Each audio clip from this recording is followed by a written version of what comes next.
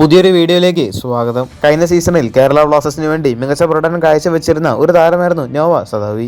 താരം കേരള ബ്ലാസ്റ്റേഴ്സിൽ തുടരുമെന്ന് തന്നെയായിരുന്നു ആരാധകരെല്ലാം പ്രതീക്ഷിച്ചിരുന്നത്.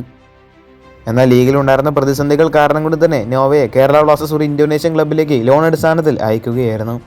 കഴിഞ്ഞ സീസണിൽ കേരള ബ്ലാസ്റ്റേഴ്സിന് വേണ്ടി നിരവധി ഗോളുകളെല്ലാം സ്കോർ ചെയ്യാൻ നോവയ്ക്ക് സാധിച്ചിട്ടുണ്ട്. അങ്ങനെ ഇപ്പോൾ നോവ സദാവിയെ പുതിയൊരു ക്ലബ്ബ് ടീമിലേക്ക് എത്തിച്ചിട്ടുണ്ട്. മാത്രമല്ല ഒരു ക്ലബ്ബ് തന്നെ ഈ ഒരു കാര്യം ഒഫീഷ്യലായിട്ട് അറിയിച്ചിട്ടുമുണ്ട്. ദിവ യുണൈറ്റഡ് ബാൻഡൻ FC എന്ന ഒരു ഇന്തോനേഷ്യൻ ക്ലബ്ബാണ് നോവയെ ടീമിലേക്ക് എത്തിച്ചിരിക്കുന്നത്.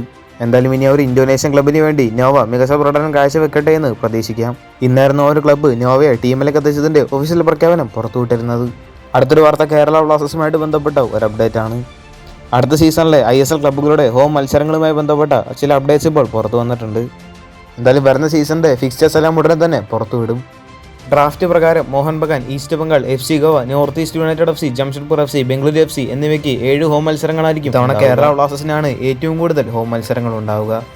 ഈ വരുന്ന സീസണിൽ കേരള ബ്ലാസ്റ്റേഴ്സിന് 9 ഹോം മത്സരങ്ങളായിരിക്കും ഉണ്ടാവുക. ഒഡീഷ FCക്കും അതുപോലെ തന്നെ സ്പോർട്ടിംഗ് ഡൽഹിക്കും 6 ഹോം മത്സരങ്ങൾ വീതം ഉണ്ടാവും.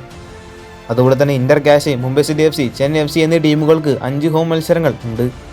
മുഹമ്മദൻ സ്പോർട്ടിങ്ങിനാവട്ടെ 3 ഹോം മത്സരങ്ങൾ അനുവദിച്ചിട്ടുണ്ട്. എന്തായാലും ISL ക്ലബ്ബുകളുടെ ഹോം മത്സരങ്ങളുടെ കാര്യത്തിൽ ഏതാണ്ട് തീരുമാനമായിട്ടുണ്ട്.